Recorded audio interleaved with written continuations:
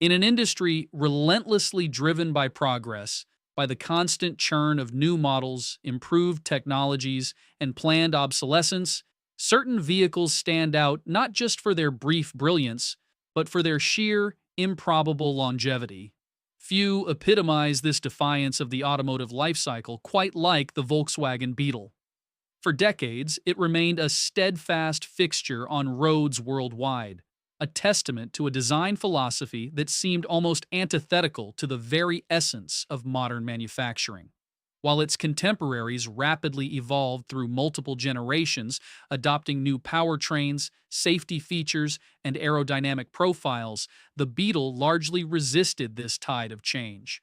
It was an anomaly in motion, a machine whose basic blueprint from the 1930s continued to resonate with buyers well into the late 20th century. How did such a seemingly archaic design manage to not only survive but thrive for so long, defying the relentless march of technological advancement and shifting consumer tastes? We aim to unravel that puzzle today. The story of the Beetle truly begins not on a drawing board, but in the devastation of a continent.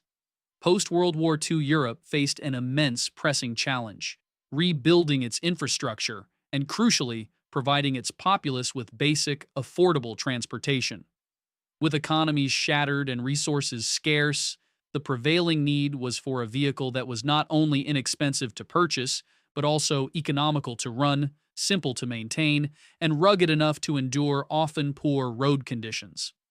Emerging from this crucible of necessity, Ferdinand Porsche's long-held vision found its true purpose. His concept, dating back to the 1930s, wasn't about luxury or performance. It was about sheer utility, a people's car, a Volkswagen, designed to be simple, durable, and within reach of the average family. This mandate for accessibility and resilience shaped every aspect of its engineering. The core principles were fundamentally pragmatic. At its heart sat an air-cooled, horizontally opposed rear-mounted engine.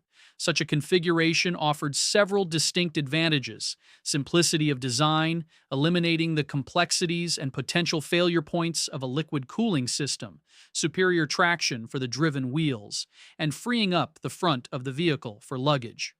Suspension duties were handled by an independent torsion bar system at all four corners, a robust and compact solution that provided a surprisingly comfortable ride for its time, especially on the uneven roads prevalent across a recovering Europe. Crucially, the Beetle utilized a sturdy platform chassis onto which the body was bolted. This architecture was engineered for extraordinary ease of manufacture, allowing for quick assembly and straightforward repairs.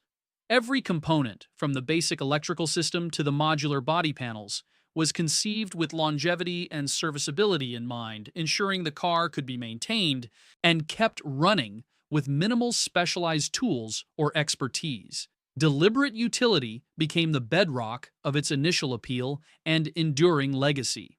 The Beetle's engineering philosophy extended far beyond the drawing board, directly impacting the lives of its owners. Intrinsic accessibility meant that maintenance, often a daunting prospect for the average motorist, became remarkably manageable. Basic repairs, from adjusting the valves to replacing a fuse, could be performed with a standard toolkit and a workshop manual, empowering individuals to keep their cars running without expensive specialized labor. These factors translated into extraordinarily low running costs, a critical benefit for families with limited disposable income across the globe. Volkswagen's genius, however, wasn't solely in the design itself, but in an unparalleled approach to production. The company implemented highly standardized manufacturing processes, allowing for an astonishing rate of output. Parts interchangeability remained paramount. A component made in Germany could fit a Beetle assembled in Brazil, streamlining logistics and reducing complexity. Such efficiency allowed Volkswagen to establish a vast global network of factories and service centers, all supporting this singular platform. The sheer volume of production drove down unit costs, making the Beetle an unprecedentedly affordable option for millions. Beyond the assembly line, the Beetle proved itself to be a true global citizen. Its air-cooled engine, free from the worries of freezing coolant in harsh winters or boiling over in tropical heat, made it inherently suitable for virtually any climate. The robust torsion bar suspension and high ground clearance allowed it to traverse everything from paved autobahns to unpaved rural tracks in developing nations.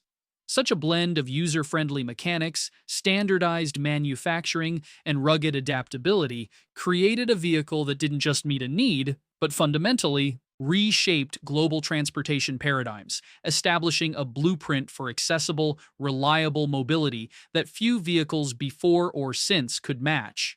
The automotive landscape, however, was shifting dramatically.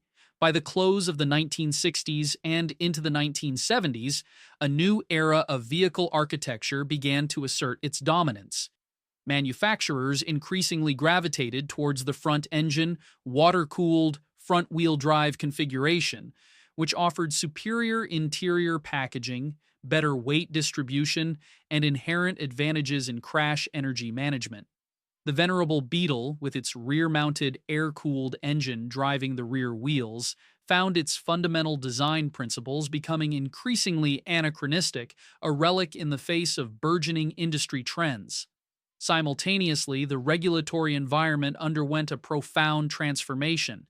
Governments, particularly in key markets like the United States, legislated increasingly stringent safety mandates. Concepts like passive safety and the strategic implementation of crumple zones to absorb impact energy became paramount. The Beetle's distinctive unibody construction, with its flat front and rear structures, presented formidable engineering hurdles in meeting new crashworthiness requirements. Its inherent structural rigidity, once a strength, now became a liability in dissipating kinetic energy during a collision effectively. Escalating demands for cleaner exhaust emissions added another layer of complexity. The air-cooled engine, for all its simplicity, was inherently challenging to optimize for low emissions.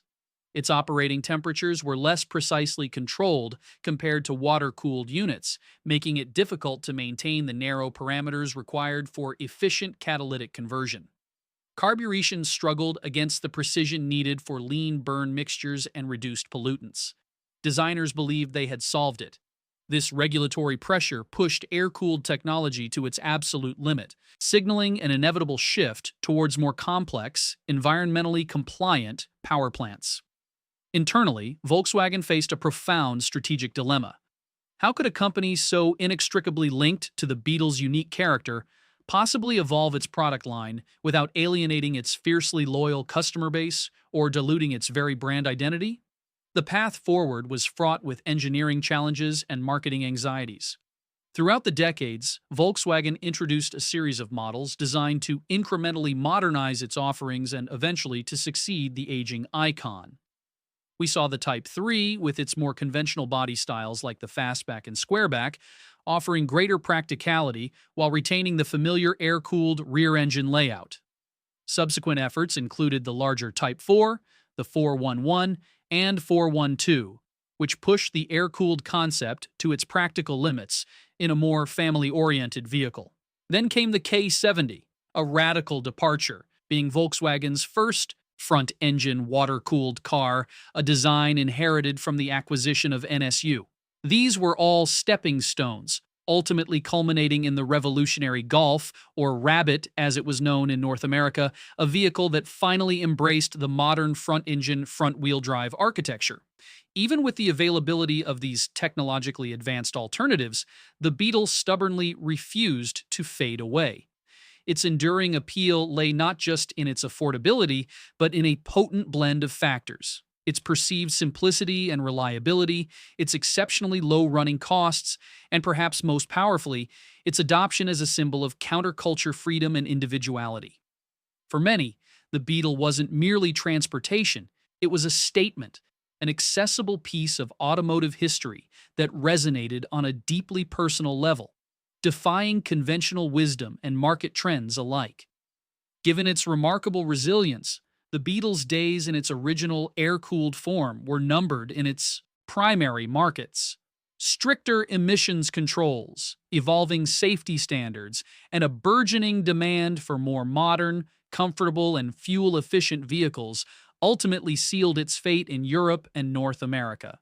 German production concluded in 1978, with the last sedan rolling off the Emden line, while its North American run had already ended in 1977, definitively replaced by the Golf.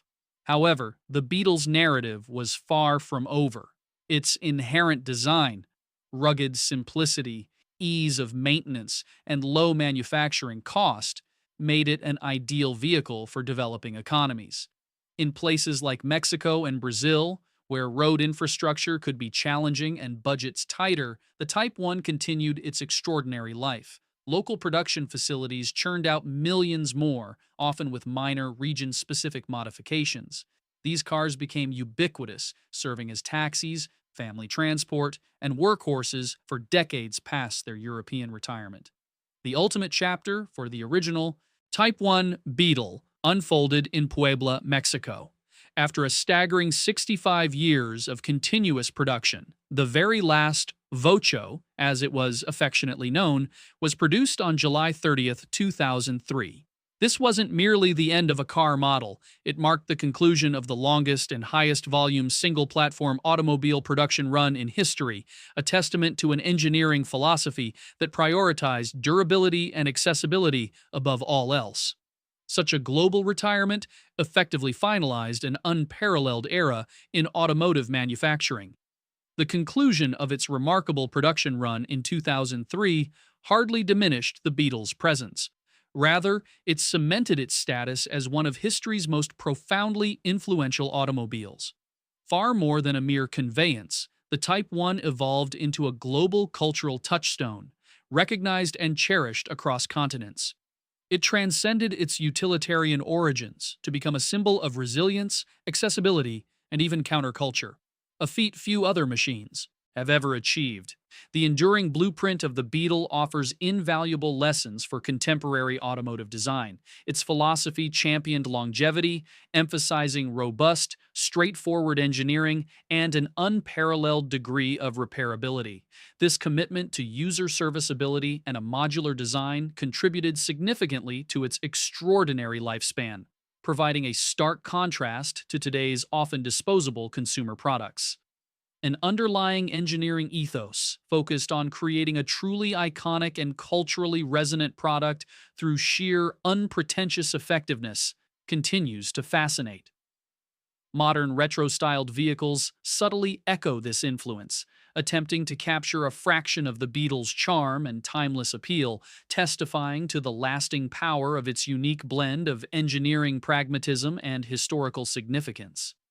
The Beetle's journey from a pragmatic solution to a global icon stands as a testament to the unforeseen power of purposeful design.